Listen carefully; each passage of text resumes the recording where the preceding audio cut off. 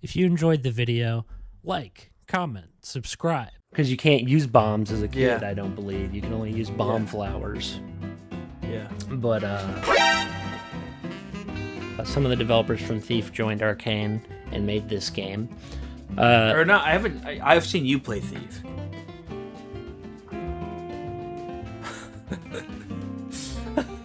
Anywho, that's definitely going in the intro. But number 5. Number 15. No, not that good. Burger King. Zergerzing? I might put. Oh, what? What? Zergerzing. What are you talking about? I just put Z's. Zergerzing? Zedzetus. Are you farting there? You're like, No. Actually, I haven't. I haven't this podcast. I'm impressed. Dang. I don't have an intro to make because we just, like with the last episode, we talked seriously about these games, but No farting. no farting. So clap for me. Every time. Welcome to another episode of Game Dudes Podcast. I'm Bren. I'm Spidey. And today, we're doing his favorite games. Yes, and we're in the same room, and I've got this in the middle. Yeah. It may look weird, unorthodox, maybe, but I don't think it looks weird. and this guy talked about his last time, so like I said, talking about mine. So, well, yeah, you gotta ask me the questions, boy. Okay. First favorite game. First favorite game, Ocarina of Time. I know that's a real shocker there. It's a great pick. Story's great. Dialogue's great. Opening's good. Kokiri Forest. It's kind of Lord of the Ringsy. You know, it's like the Shire a little bit. It's incredible, dude. A little bit hobbity in terms of the feel of the story. The relationship with Saria at the beginning. Saria is a great character. It's really sad that you have to leave her and all those people and realize you're an outsider. Yep. You know, the Deku tree dies after you do the first dungeon, which was a great dungeon. Dungeon. And then as a kid, you know, Link just kind of has to tragically leave every single person he likes, the girls all the time. Yeah. You know, in the case of Ruto, the Zora princess, he didn't like her, so but he had to tear from Jabu's belly. And then you have the Gorons, where you got to fight the lizard, King Dodongo. And that was also a great dungeon. Introduces you to bombs, bomb flowers, and such. Because you can't use bombs as a kid, I don't believe. You can only use bomb flowers. Yeah. But we were interrupted by someone. As you saw. Yes, as you saw. He doesn't know he's going to be in the intro, so that'll be fun. But as I was saying, the journey that Link takes from childhood to adulthood, the whole, you know, bonding with the Gorons, bonding with the Zoras, getting to know, you know, the Kokiri more, even though obviously he lived with them for most of his life. And then meeting Princess Zelda, the segment where you sneak into the castle. You've brought that up a lot. It's a very significant moment. It's a very charming moment. It's very fairy tale-esque. Yeah. Where you have him meeting the girl that... Yeah, I definitely thought... It's like, it's very... It was almost on mine, too. My list changes so often, so it's just a weird question. It's very much... I don't know. Yours might be more stagnant than mine. Like, what do I think? Yeah. I'd have 3 Game Boy Advance games on it every time? No, but... Mine's pretty stagnant. There's just like so many games that, for me, did a bunch. But anyway... It very much, yeah, you know, and then, you know, she tells him, hey, Ganondorf's going to try to take over Hyrule, and we need to get the spiritual stones so you can get the Master Sword and unlock the Door of Time. So they give you a clear goal. They're not confusing about it. They give you clear directions to said goals, which I like. A lot of Zelda games don't do that. True. A lot of time... one of them might be on the list that does that. But If I do 2 Zelda games, I might not. I might follow your rule of not doing. Because it's like that's 2 what I was saying. Like when franchises. we play my favorites, like TJ listened to the episode and was like, "Dude, you didn't pick this or this." I'm like, "Well, obviously, there's so many games I could put on there, but it was just like." It's the list isn't always stagnant. Right? No. Like I was kind of like I don't want to do games we always talk about. Like what's other stuff that I really like? Not that I care if you do that. But after that, after you beat those dungeons, which we'll get into dungeon design, I'm just kind of speed running the story a little bit. You meet charming characters along the way. You meet the ranch guy, Talon, as he's sleeping. And Malin tells you to give him the cuckoo or whatever it's called. Then you walk up to it. Is the funny part is if you read it, it does look like it says cuckoo. People say cuckoo, cuckoo. There's pronunciations, but remember you wake him up.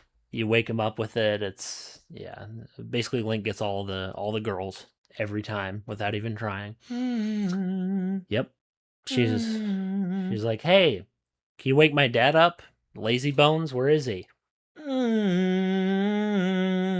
isn't it kind of hilarious that the guy needs his freaking daughter to come wake him up? How undisciplined he is. Like he's hilarious. That whole part's awesome. Talon, and then you gotta like race the horse when there's like that carrot meter.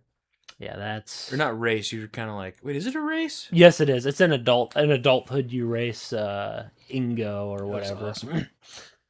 But after that, you get the stones after helping everyone with their particular problem. The Kokiri helping the Deku Tree, even though he dies anyways. He does indeed. The Gorons helping them, unblock Dodongo's cavern so they can eat because they're starving. Ganondorf starved them to death almost.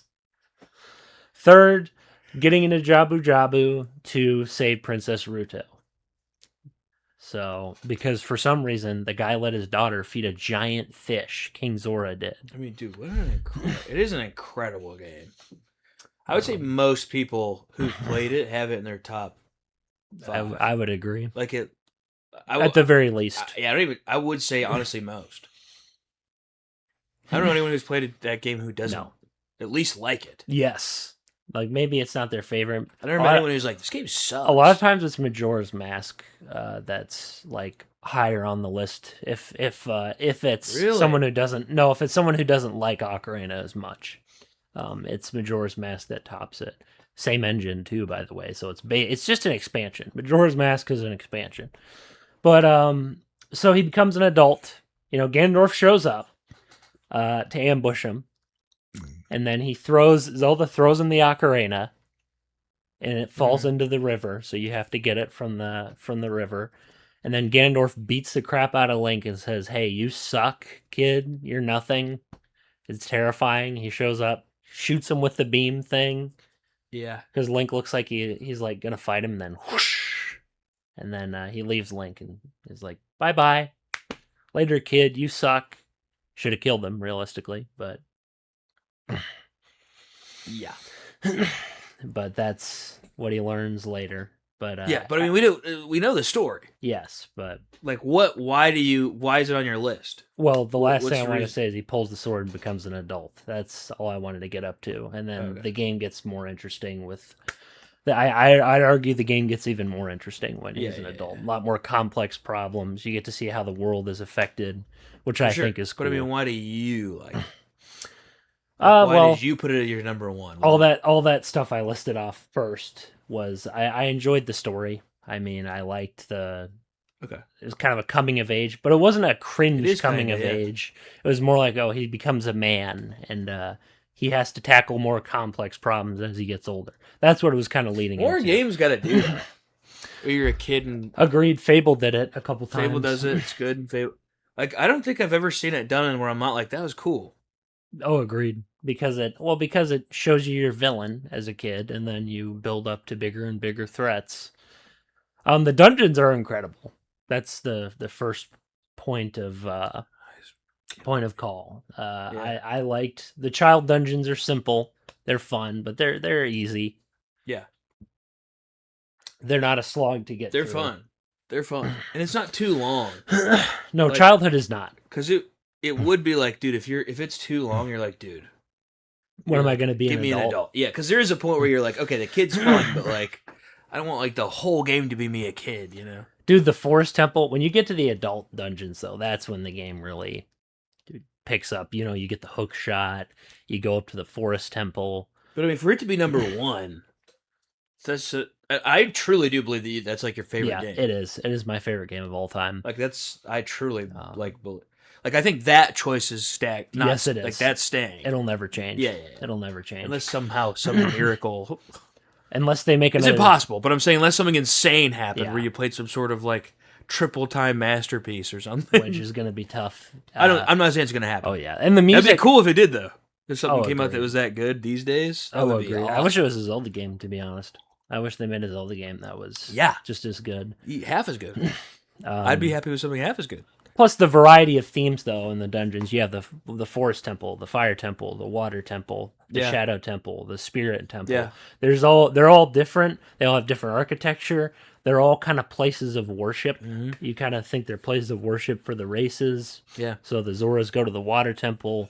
Obviously, the Kokiri go to the Forest. Gorons go to the Fire. All the bosses are awesome. You fight a freaking dragon in the Fire Temple.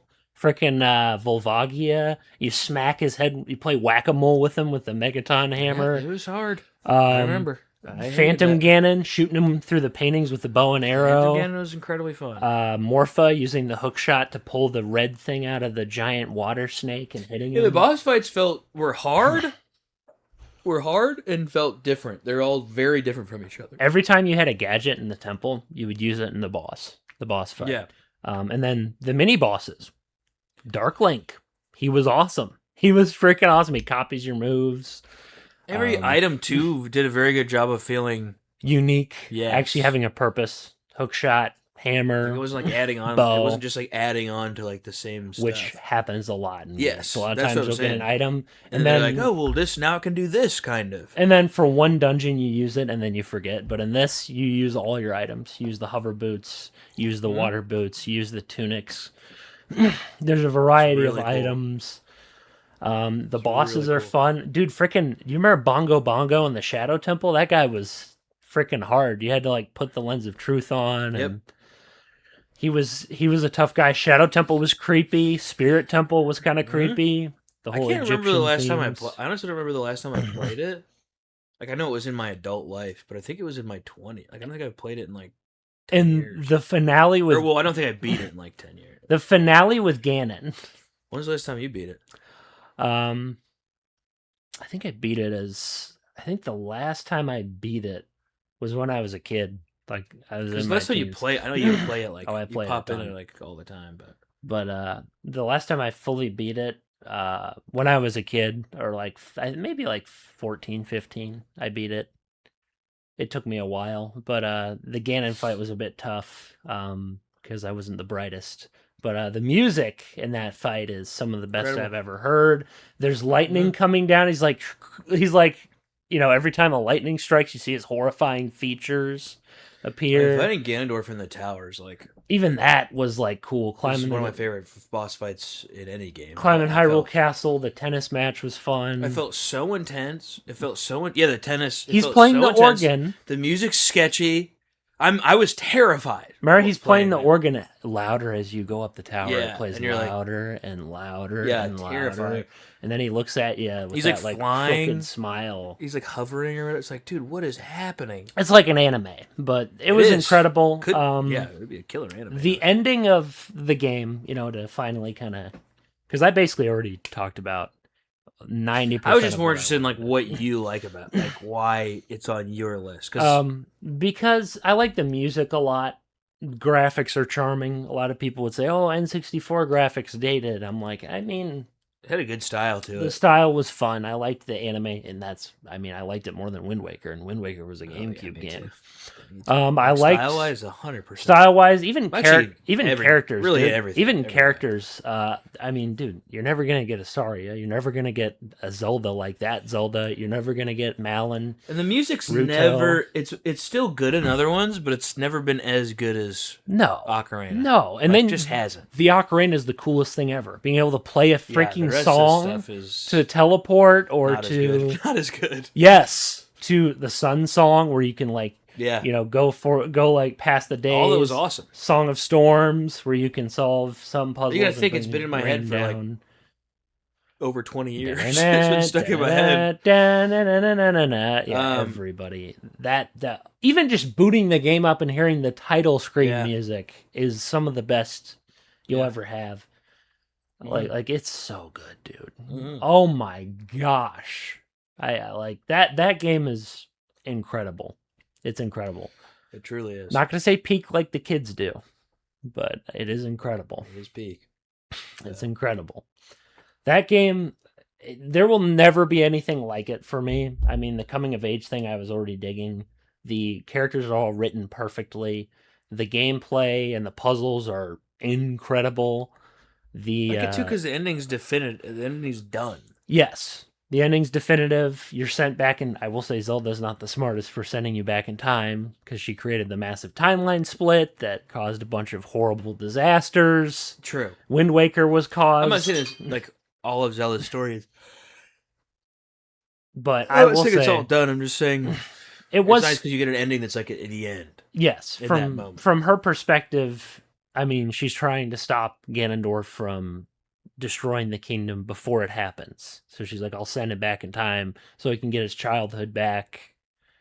And I'm thinking, woman, I don't think he really cares if he has this childhood back. It was already ripped away from him the moment he pulled that sword. So it is definitive though. And then they walk away into the sunset, and Zelda, they go into the castle to go talk with the king and expose Ganondorf, and they succeed. And peace is created in that timeline. And it was it's a 10 out of 10 for me. I have no critiques of it. There's nothing I can say. Really? Yeah, there's nothing I can say like really bad, other than maybe more side quests. That's the only thing I might change. That'd be cool. I can't think of anything else. If you else. had to pick something. Yeah, if I had to pick something, that's it. But I mean, that was a huge game for the N64. Like that was was a ton to do.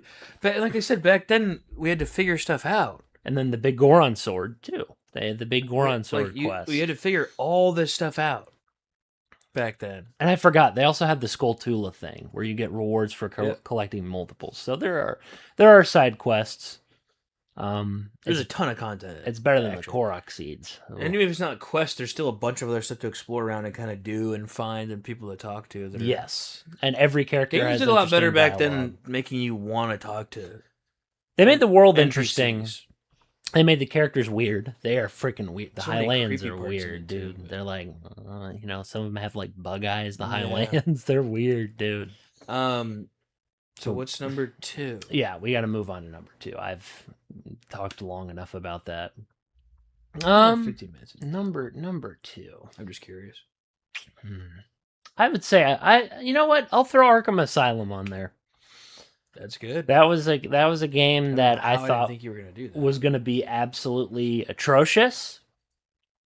Because I was like, I like superhero games, but I thought, okay, I mean, this is just I like Batman games. I liked Batman Begins, but what made you think it was going to be atrocious? I just thought, I feel like now, I was like, oh, it's 2012. There's no way they're going to be able to make something that's so good. Like, nothing's going to surpass Spider-Man 2 for me.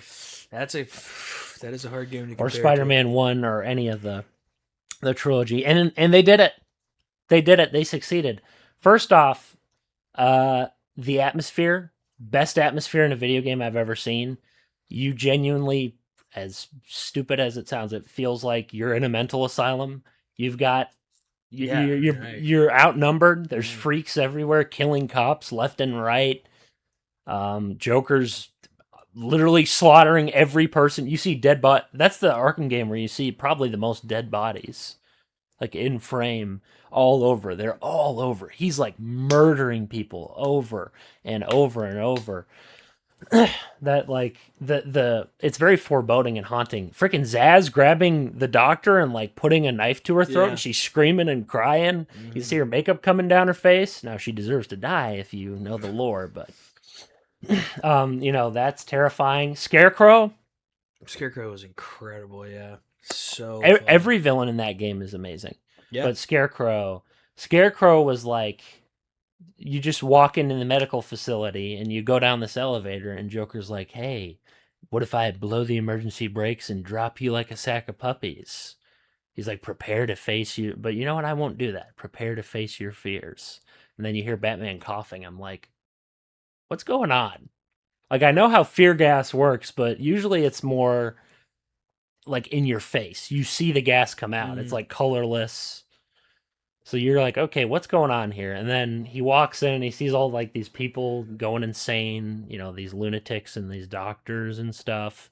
And they're like freaking out. That's when the fight is like Scarecrow's huge and you're like hiding. Yeah, that's so. And then he goes down and he sees Commissioner Gordon saying, you know, please save me. And he's like dead. And I'm like, okay. And then Batman's eyes turn red.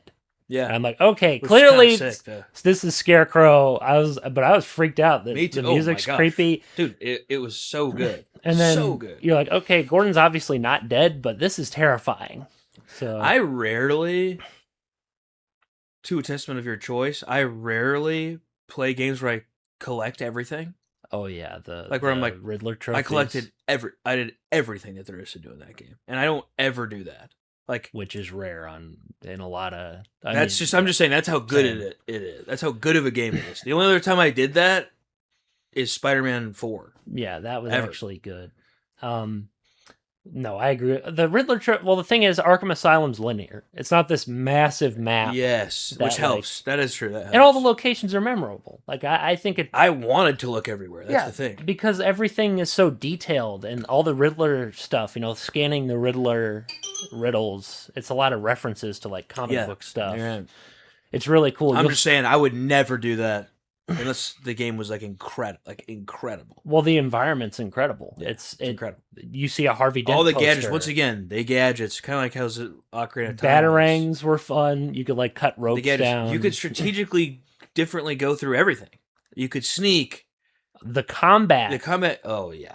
First off, the combat is fun. My favorite's the stealth. Personally, I actually think the stealth is. My favorite's the stealth because the combat's fun, but it's this. It's like it's always kind of the stealth's cool because you feel more like Batman, kind of. Well, you're sneaking That's around. What I thought. You can plant gel on a wall, dude. You could, and then blow it up, and then it flies on a guy and he knocks out or falls down to his probably. You could death. like throw smoke bombs, and then kind of like hang down. You could hang a guy from a gargoyle. You could frickin' throw a batarang and they'd go to investigate the sound, like a sonic batarang, and they'd go investigate the sonic sound. The jumping down to crush silently take them down from the top too. Going behind them, covering their mouths.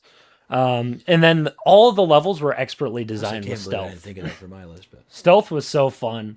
Because you're just, you go down in the vents. You pop out of the vents, take them down. The vents, I forgot about that, too. You sneak around, and it's very strategic. Every gadget has its use. The bat claw, you can pull them off ledges, and they'll go, ah! Like they're screaming. There's a fear system where they start freaking out. They'll hear a boiler go off, and they'll go, they like shoot the boiler. There's one guy left, and he's like, oh, crap.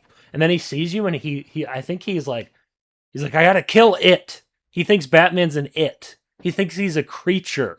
I'm like, no other game in the Arkham series has sold that for me. Where they think Batman is a mythical being. In that game, he's like, first off, his voice is amazing. Kevin Conroy is the best Batman of all time. That is true. He doesn't act like an idiot. In the later Arkham games, he doesn't trust his allies. He makes rookie mistakes where he gets hit in the back with a bat and knocked out by Harley Quinn. Yep. Like in this, he's on top of everything. He knows Joker's going to break out. At the beginning, you know he knows. He's like,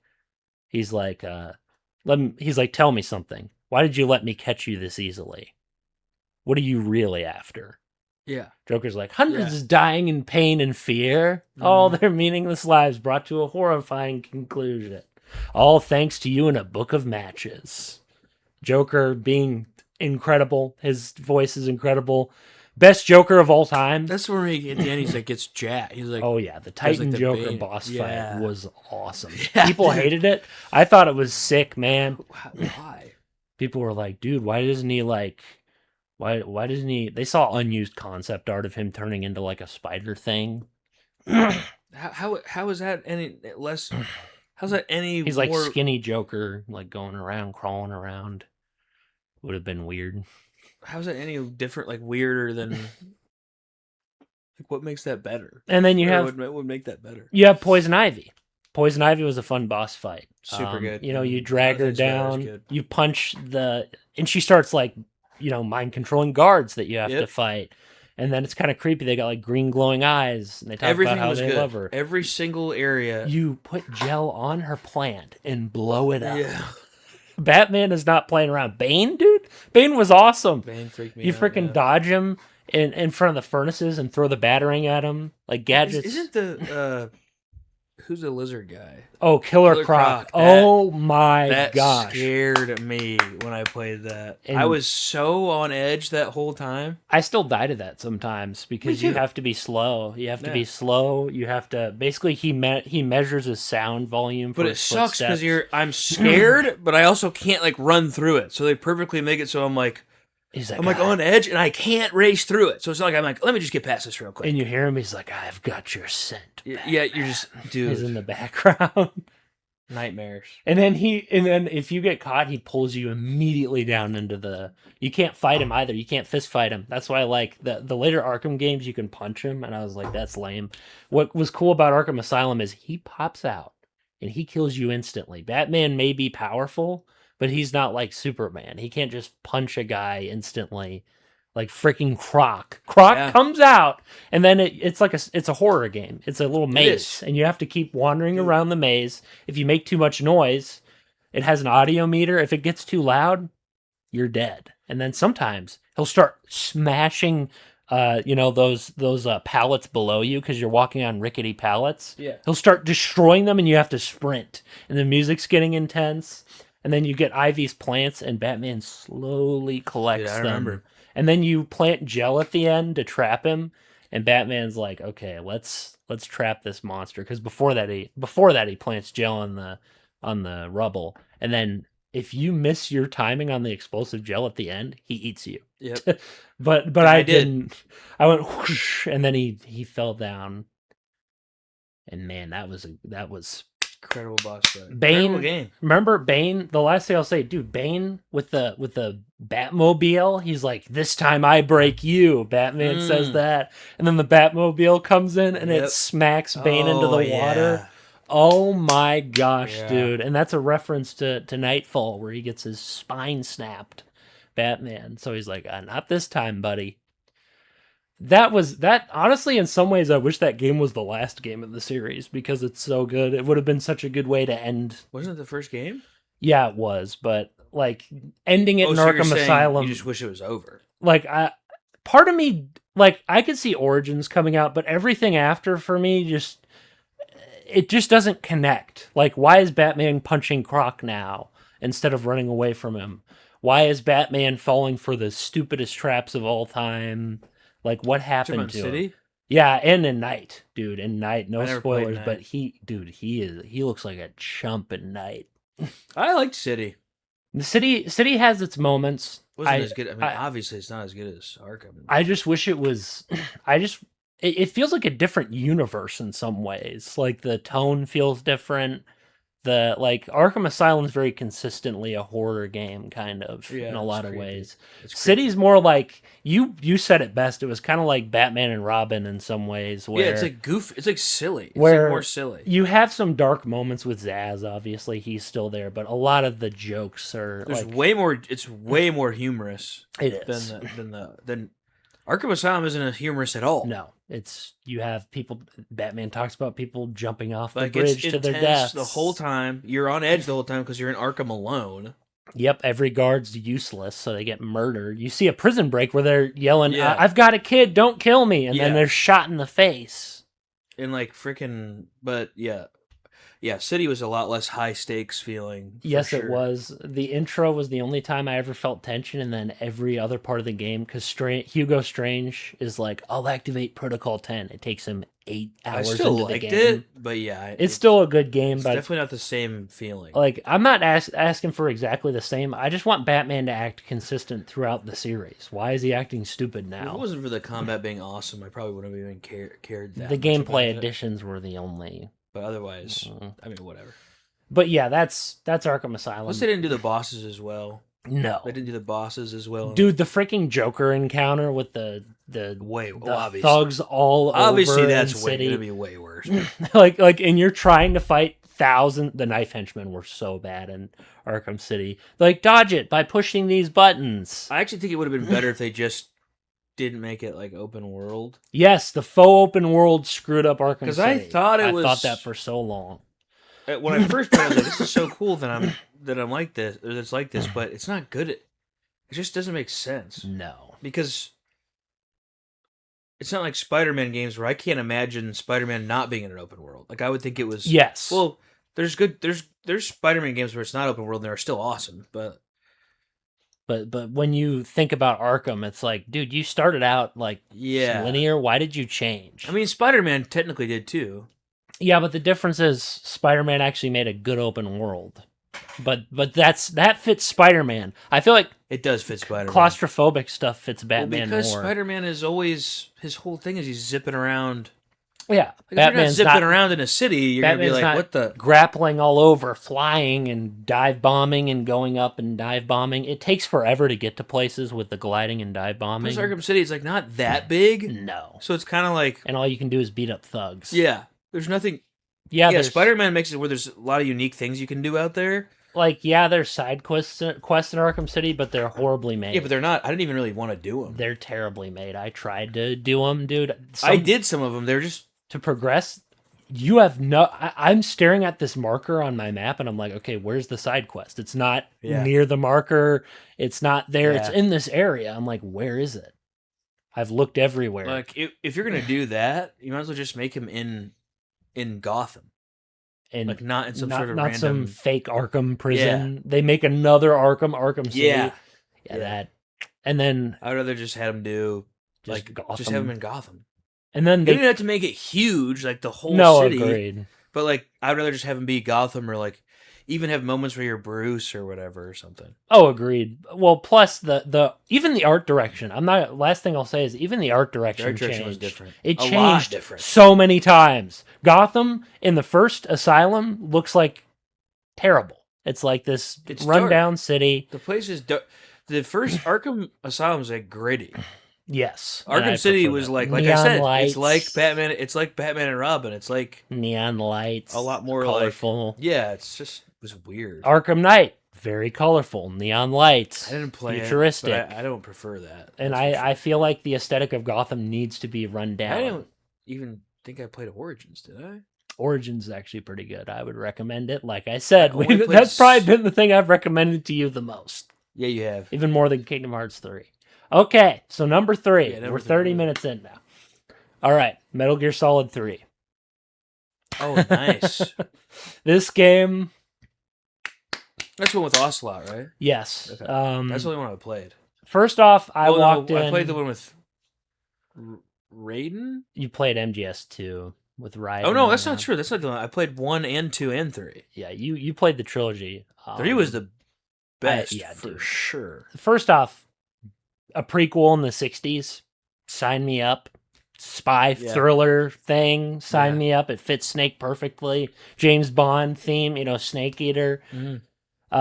Snake being this like intelligent soldier who can literally tear armies down from the inside, kind of terrifying, Yeah. low key, sneaks around, funny quips. His are hilarious. He talks about like taking his pants off in one scene.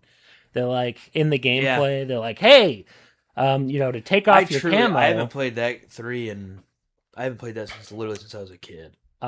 Sneaking around is incredible. The stealth gameplay, I remember being like, "Oh, Snake is so cool. knocking people He's out. hitting on every girl he possibly can. Every single girl. They all like him." Kodak, every girl likes him. Every girl's like, I want to see your snake. And yeah. And he first off, he's very manly. He's got that big beard. He's got that eye But patch. even the side characters are cool. Oh yeah, dude. Major Like, Zero was cool. Major Zero's cool. He's like the British guy. Like the villains are cool. Ocelot's The awesome. dude. Anyone who doesn't think Ocelot is cool, I just don't understand. Well, I mean, the rivalry him and Snake have is some of the best thing ever. Like Snake's kind of like, okay, kid, you think you're hot stuff, spinning your revolvers He's like- around, and he's like throwing Ocelot to the ground, And then Ocelot's spinning his revolvers like a psycho, like Yeah. freaking, and then throwing them up and down and Yeah. up and down. And then he's like, Wasn't that mocapped? it was, and he's bouncing bullets off of walls in the story. He's like, and it's insane. And then It's so cool. the first time him and Snake Dude, meet, that could be a movie. oh, agreed. That MGS3. that game could be a movie. Snake's journey, he starts out as kind of a blind soldier. You know, he follows the Yeah. government. He follows what they're doing. He thinks, you know, following orders is what I have to do. And then his mentor, the boss, tells him, you can't do that forever, buddy. You might Yeah. have to choose your own path. And she Yeah. was right. So he's tormented throughout that entire story. Mhm. He's betrayed left and right by his superior officers. And then he has to kill the one woman who raised him.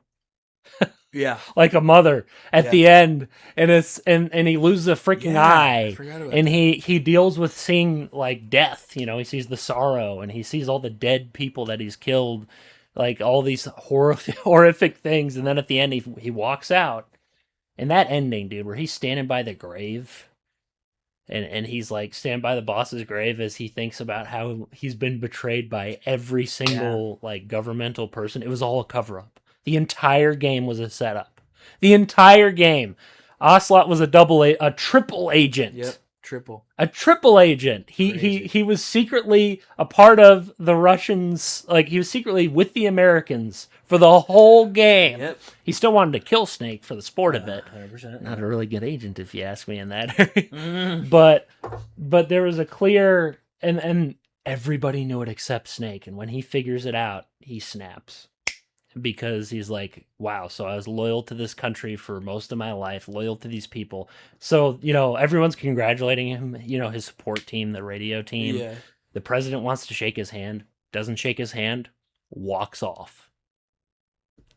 into the and then the gameplay, dude, survival. It was a survival game. You had to eat to Yeah. survive. You had to sneak around. You had to look at your surroundings. You had to take guys out with your trank gun or your CQC. You could throw them to the ground. You could choke them.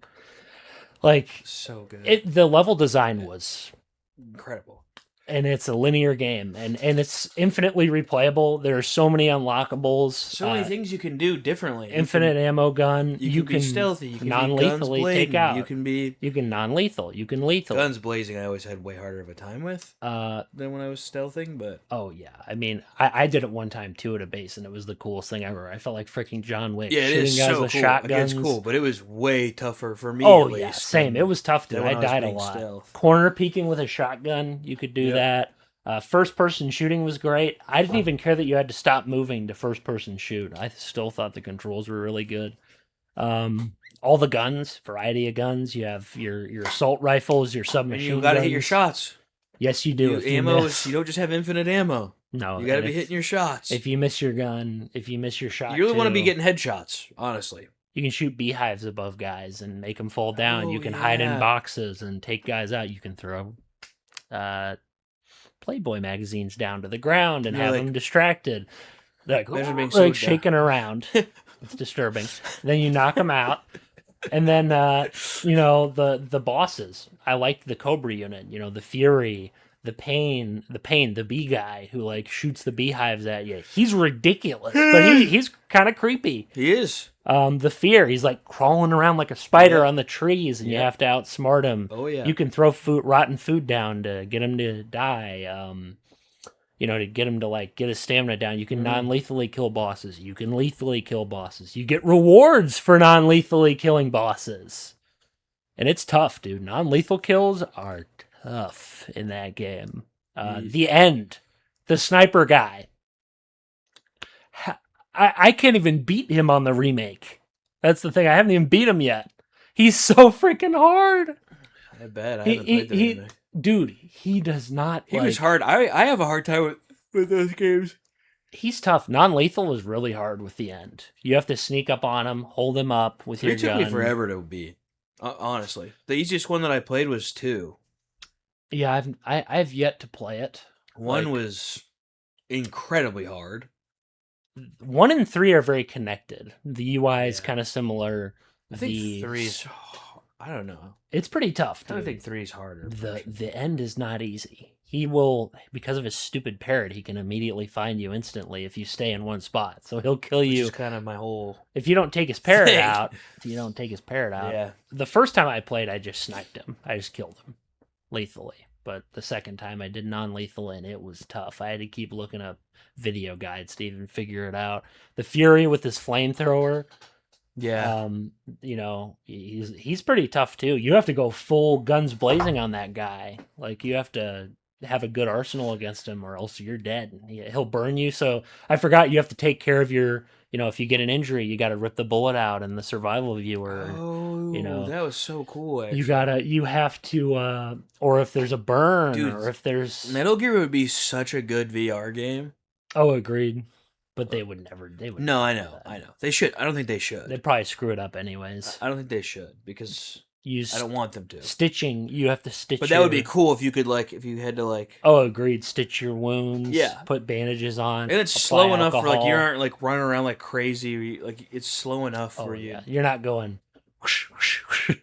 Even Arkham Shadow gets a bit too cool would that fast. be? And you're peeking through. That'd be so cool. But Arkham anyway. Shadow gets too fast. You can actually first person in the boxes too, so you can look around Yeah. in the boxes. Yeah, exactly. It almost feels like it could easily be it. It could easily be one. It's the best Metal Gear Solid game. If anyone tells you otherwise, I hadn't played anything past And- it, so I don't know. But they're crazy. it's definitely better. I like it the most. I don't know if I play 5 it. is not nearly as good. The story in this, the rivalries, Is there five? Is 5 of them all there is? um minus the spin-offs with Peace Walker, Portable Ops. I played the PSP one. PSP ones actually tried to copy Snake Eater, which is what they should have been doing. 5 tried to copy I thought Peace PSP Walker. was pretty fun. I didn't beat it. But Yeah, you I played Portable Ops. I played Peace Walker. Wish I could have played Portable Ops because it looks more like the third game. But it was cool. I remember liking it. that game's incredible. Rivalries, voice acting, story, gameplay. It's the most testosterone fueled thing I'll ever see. That's true. It's a masterpiece. But we're gonna move on to number 4. Kingdom Hearts 2. I knew Kingdom Hearts would show up somewhere. Kingdom Hearts 2 is so good. It's incredible. First off, the Roxas opening.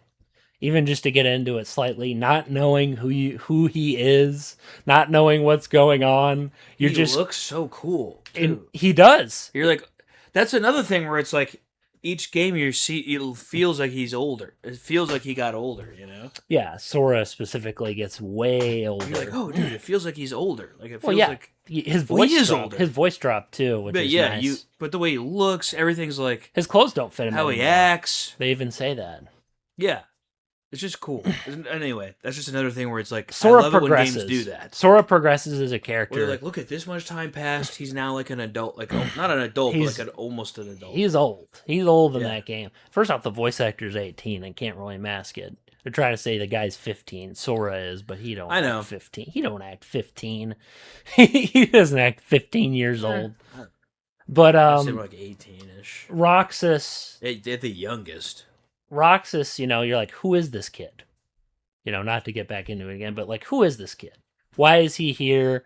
Why am I this kid? And you see the tragedy of his has life. all that to it. You see the tragedy For of some his reason, life. to me, I keep thinking Roxas is a separate game, but it's not. It feels like one, and he does have a separate game, but Yeah, that's true.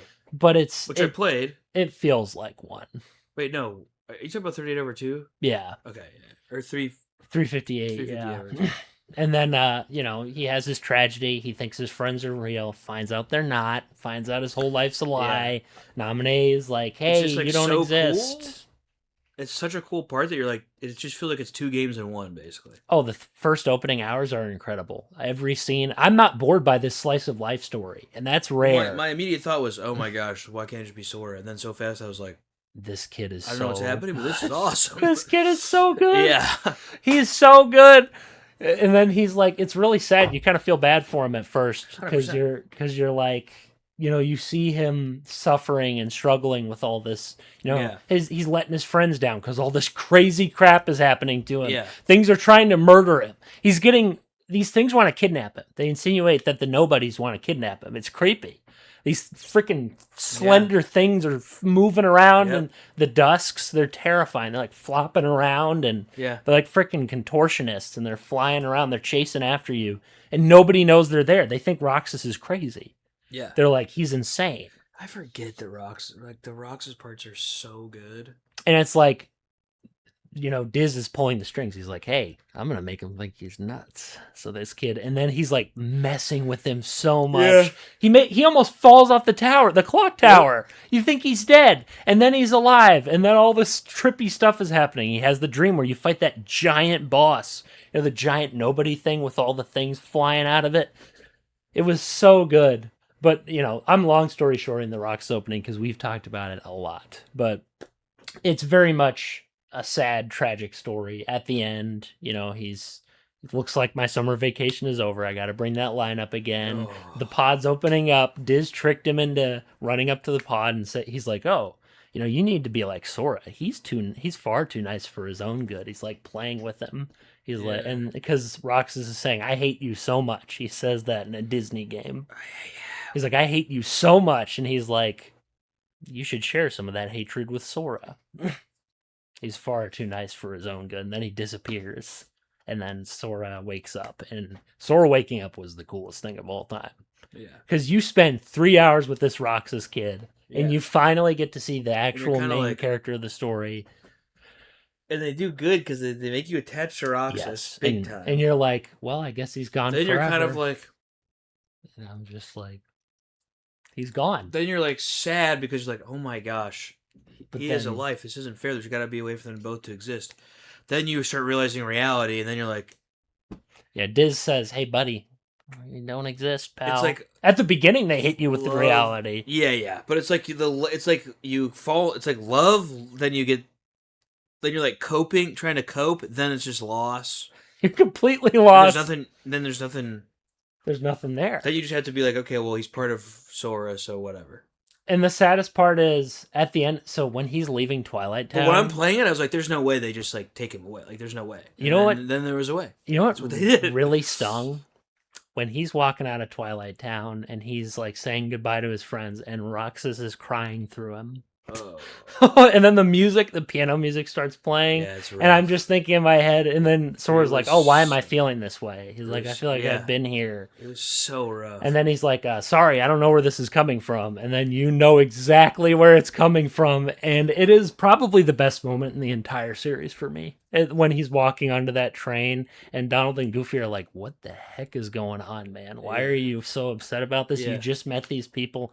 No, he didn't. He didn't just meet them. Part of him met them an hour ago. Like probably a couple hours ago. It's only been a couple days, like 5 days. And it's is just... that how long he was out, Sora? Well, it was part of a year, actually. Yeah, I was gonna say, but it was 358 over 2 days is that part of the year. So that kind of the last 5 days of it. So it was like the last couple days. But the Sora was out for like almost a year. Yeah, he was. Wow, 6 days, and then Roxas gets only 6 days left of his existence, and then that's actually why they call it 358 over 2. I guess there's like a division thing where the last couple days are Kingdom Hearts 2. The other days are, days. It's weird. Oh. I looked up the meaning of the names and the symbolism. The over 2, the divided by 2, I guess, maths out to 6 days or 7. So the remaining days he has without Xion. The 7 days. But anywho, enough rambling about that. That's a whole crazy thing. I like the Disney worlds in this game. They're short. They're fun. They don't take up much time. They have fun little stories. Sometimes they copy the movie. Sometimes they don't. And I'm okay with either. They usually add Sora into the conflict. Pretty naturally, for the most part. All of them are fun. And they don't take too long. Does 2 have any repeats of 1's worlds? I can't remember. Olympus Coliseum. You go to the underworld as well, which is really cool. That's cool, though. Going to the underworld was cool. Going back to the Colosseum, not having to do I'm okay with it. I was okay if they repeat. I just couldn't remember. Agrabah, Aladdin. That world was great. You know, they did Return of Jafar, but they also did a story before that that had nothing to do with it. So they kind of added their own little spin to certain things. The Tron world was cool. Tron was sick. Dude, the underworld was awesome. Twilight Town, even just going back to Twilight Town was incredible. The Organization 13's world at the end where the piano music's playing and then you literally kill like 7 members. Mm-hmm. You slaughter 7 of them. It's pretty cold-blooded too. You're killing them off one by one and they don't exist.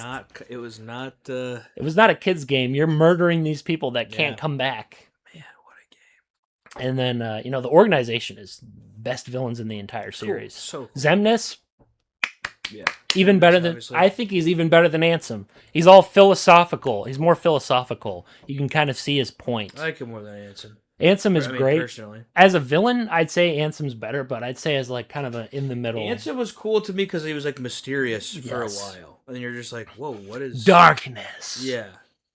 Zemnis was cool because you kind of knew what he was about. You understood why he was doing what he was doing. You sort of sympathize. Like, we want hearts. We want to exist. But then the world is telling them, everybody's screaming in their faces and shaking them, you can't exist. Yeah. And Sora's in the middle of this. And he's too good. But you can get, like, why would he not want to exist? Like, duh. Well, yeah, but he's in the middle. Sora's in the middle, hearing 2 sides of the argument. He's hearing the real side, which is you can't exist, and the fake side. Even if we wanted to make you exist, he can't. You can't. Like, no. It's not a matter of like, hey, we'll figure it out. And that's the deepest thing about it, is the fact that they don't exist. And that's what it's supposed to be. And the problem is, they keep saying they want to have their cake and eat it too. You can't exist. You were a mistake. And that's the truth. That is their... Now, be glad you could exist at all. You know why they can't exist? You know the real reason why they can't? Because they keep trying to kill people so they get hearts. That's the real reason why they can't exist. That's a big part of it. Yeah. That's what I say. Obviously, they can't because it's a law of nature. That's the first thing. But second, because they're being stupid. They would let you live if you didn't try to murder innocent people. Maybe they'd be more on your side a little bit if you weren't. In Roxas's case, he just couldn't. There was no way he could have. There was no way he could have. Buddy, you need Sora. Well, yeah, because who's going to save everybody? The kid who's got. I used to be like, I'm Team Roxas, like Team Roxas all the way. But it's like they're the same team. Yes, they are. They're the same person. I even said that as a kid. That took me a while to be like, you know what? I was like, dude, I wish I could just play the game. It could just be Roxas. I wanted to too, dude. I was also in the same. But he's also just Sora, which is actually just kind of cool. Oh, agreed. And then he also still he's one of the few nobodies that got a happy ending. I mean, he got to exist. You can tell he's still in there. They like show you signs that he's like in there. And you can see him at the end. Sora can see him. Kairi can see him. Naminé, and as long as Sora and Kairi are together, we can be together. Naminé and Roxas. Oh, yeah, I forgot. It's like, as long as they're together, we can be together.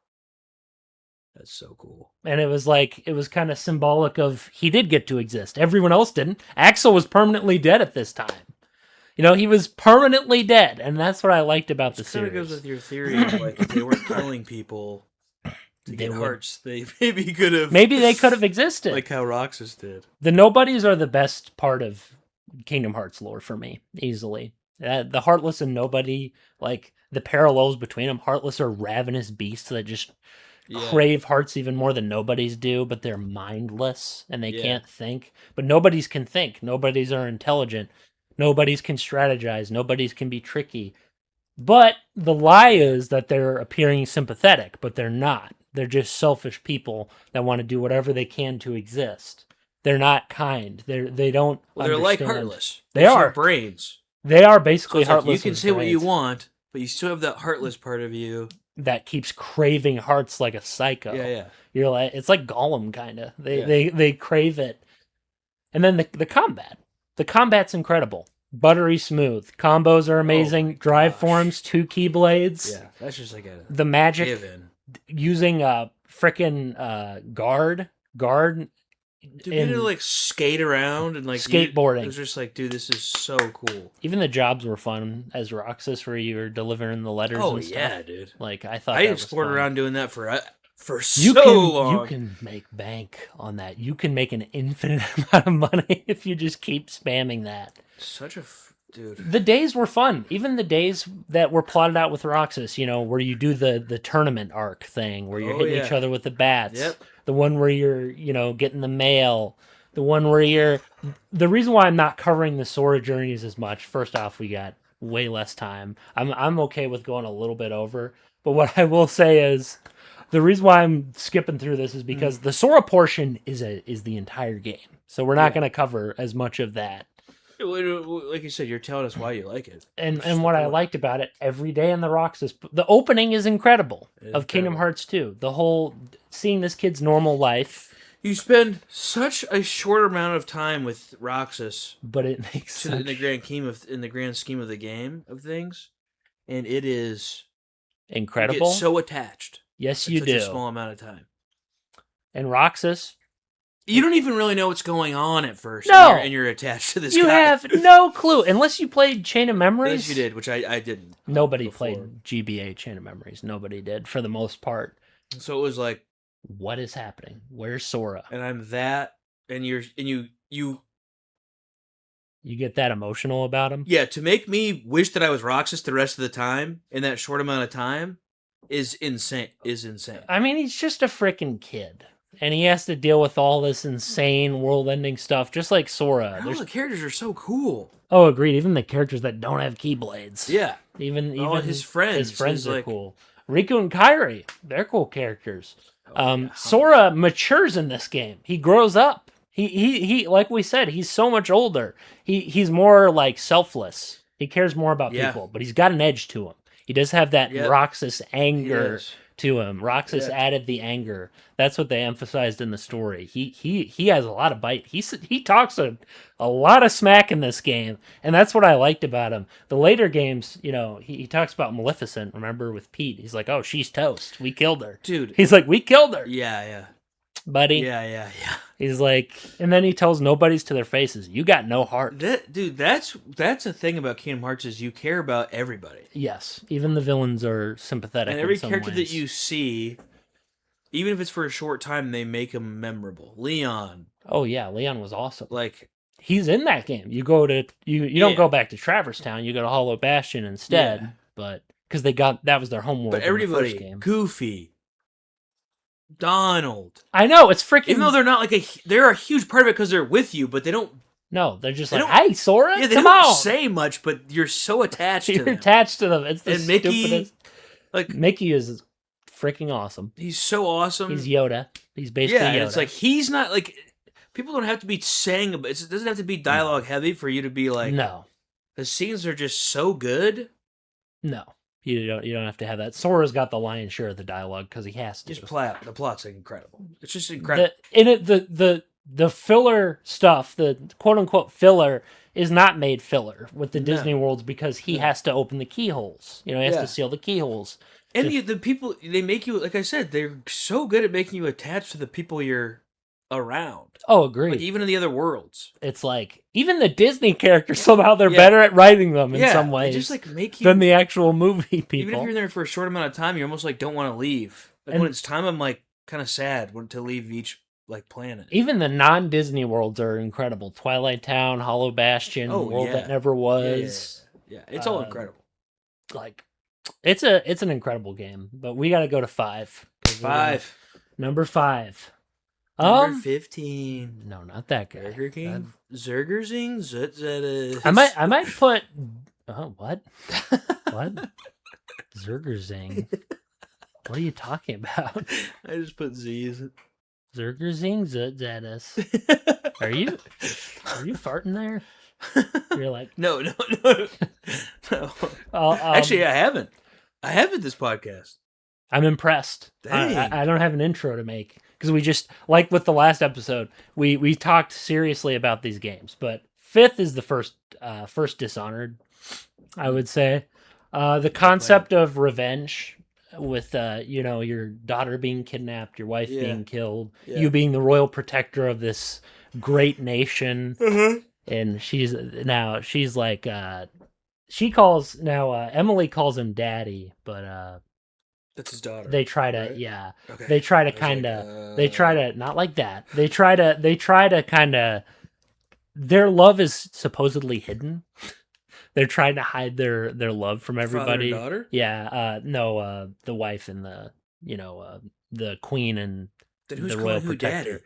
She calls him daddy. Emily, the daughter, calls him daddy. Calls her dad daddy. Yes. Okay. Yes, I'm saying the wife though is trying to keep their relationship a secret. Gotcha. Okay. So Gotcha. so they're yeah, that's fine. The wife is trying to keep it a secret Okay. because maybe From the queen? from she is the queen. She's So the empress. he's married to the empress. Yeah, married to the queen. secretly. And they don't want anybody to know. Nobody knows. And they also have a kid together? Yes, How'd she get pregnant and have a kid without anybody knowing? I think they probably did it in secret. Yeah, but I mean, like, was she just wearing baggy clothes? Like, Probably. I mean, back in the Like day, you Padme? had to, probably.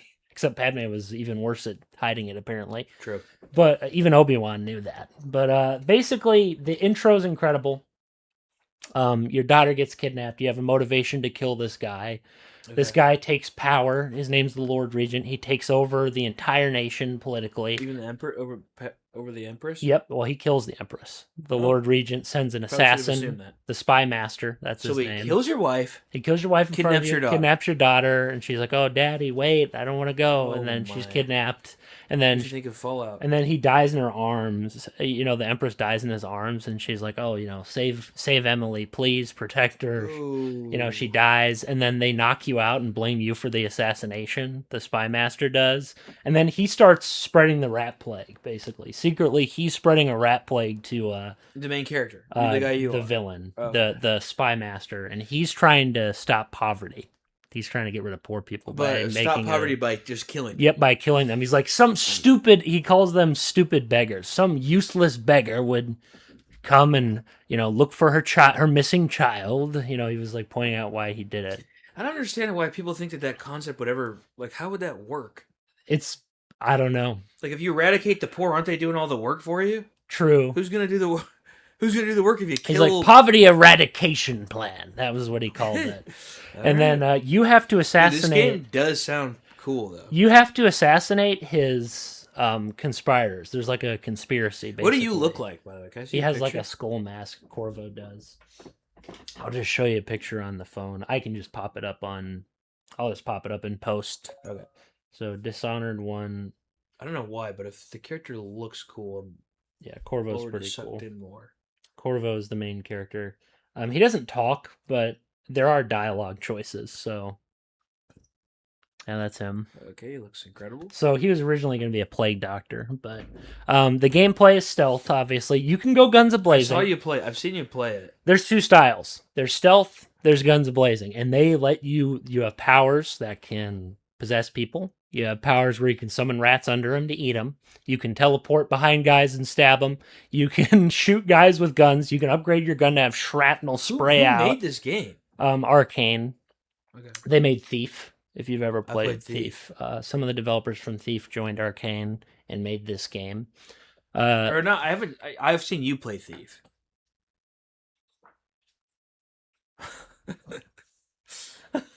Anywho, that's definitely going in the intro. But yeah, basically you have to kill this guy's conspirators. He's got like a giant. He has a financial advisor who he's married to, the Spy Master. You have to kill her, or you can send her away to have something worse happen to her. She did conspire with a dirtbag, so This is in Dishonored 1. Dishonored, okay. And then you have these slaver guys who work at a brothel and they like enslave people, and they get I guess they get people entertainment, so the guards keep working.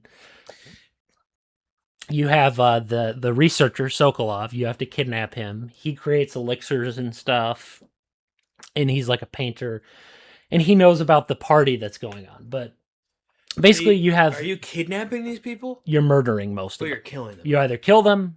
Sokolov, you don't kill. You actually take them. And like have them do your bidding, kind of. Yep, you basically either you send rats in there, or you buy this thing to convince him to tell you where the party's going on, where you can kill his lover, the spy master's lover. But each level is differently designed. It's non-linear. There's side objectives that give you casts. There's a cast system, which I like a lot. Okay. Basically, if you get high casts, the world's a plague-ridden hellhole where there's those weeper guys wandering around, those zombie-looking things that jump on you. Okay. They're in it, and they're basically rat and plague infected people. And then there's low casts.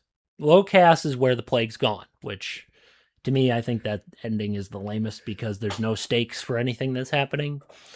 But you can kind of save. I was making sure it's still recording. You can kind of save everybody, and like there are characters you have to save.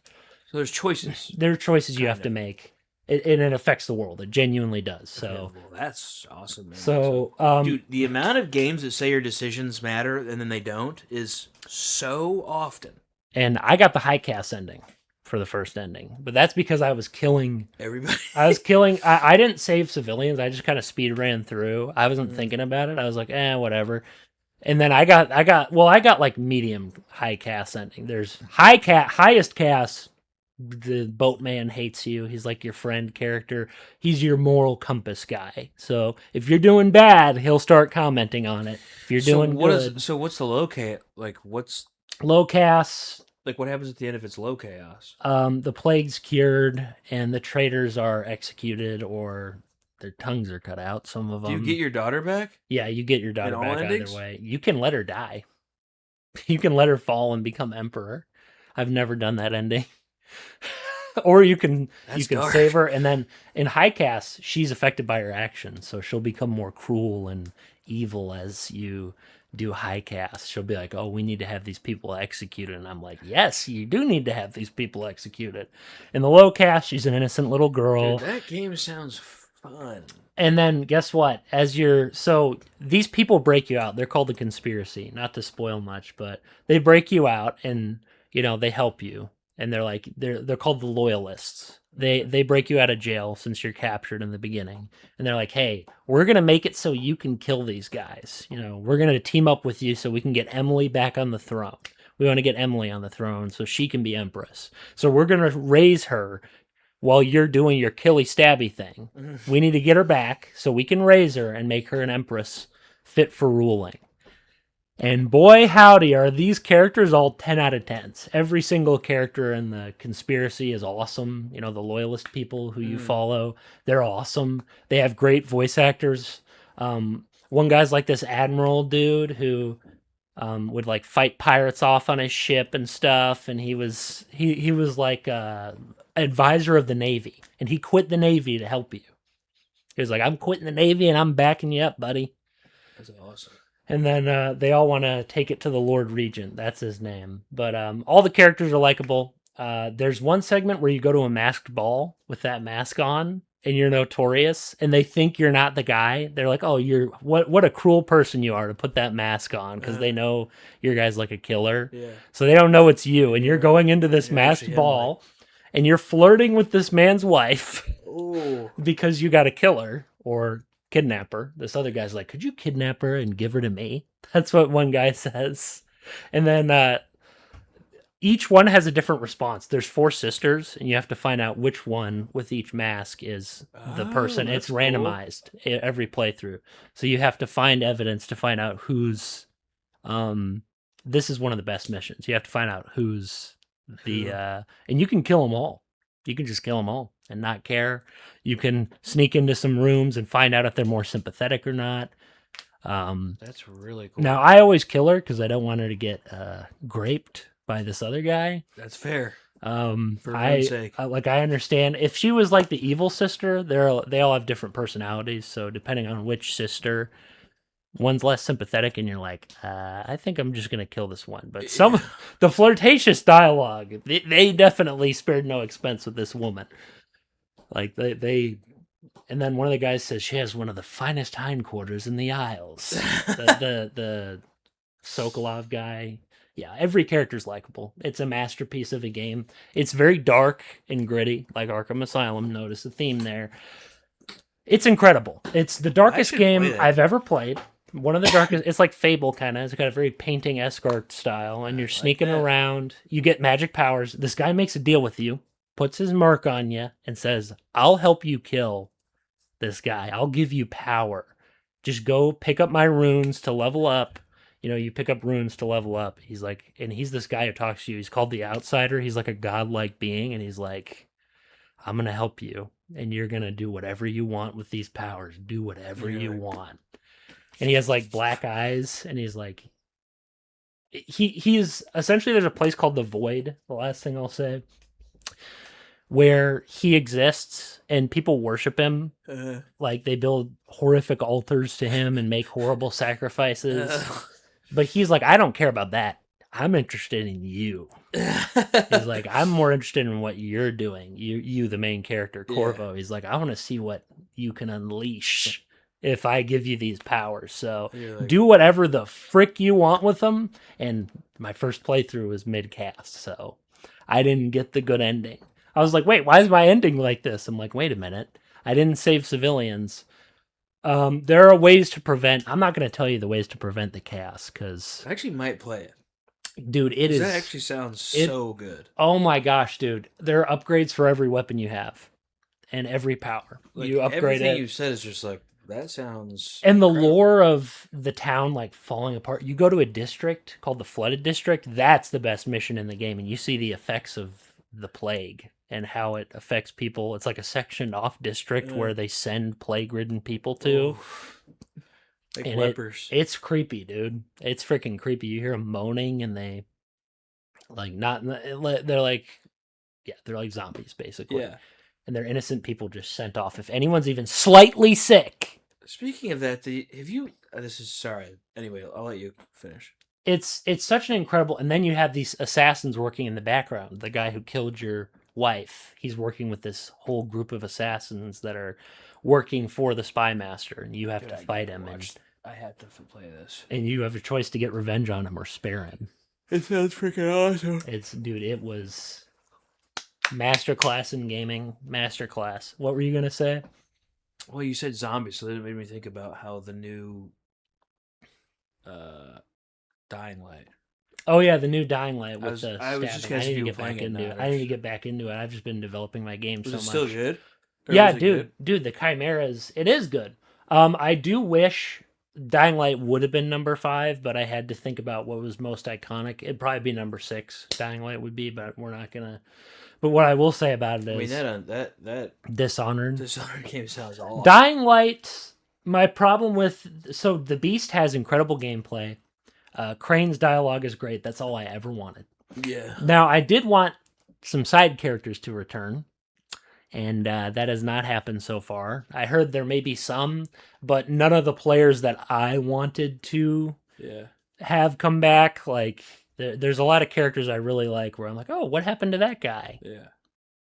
And now that I've learned what happened to that guy, I'm like, man, that's a depressing ending. Let's just say not everybody in the Dying Light world makes it out alive like Crane does. Most of them end up... Even a lot of the ones from the first game end up dead. Not too surprised. But anyway, that's good. That's a good list. I there's no intro for this, which is nice, other than adding people sneaking in. Yeah, no farting. No farting. So clap for me. Every time, because I even threw an intro in the last episode where I was like, we have nothing.